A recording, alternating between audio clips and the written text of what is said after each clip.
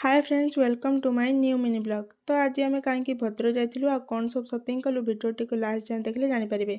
तो प्रथम आम जाइलु V2 को सेठी किसी ड्रेस पसंद आसला नहीं आसिलु।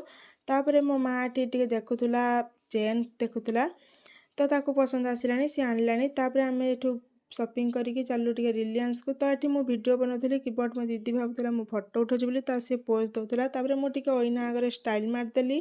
तापर आम हाय बाय करके शॉपिंग करने लगिलु। एठी मो भाई बोतल देखुची तार ये किणा किणी सारिकी बहुत सारा जिनस शॉपिंग करके आनलु। तापर आम पलैलु विशाल को। एठी गोटे मते बैग पसंद आसला बट मो आनिलिनी।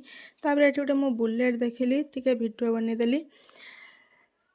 तापर एठी मु टिके साबुन धरिकी स्टाइल मारथुली।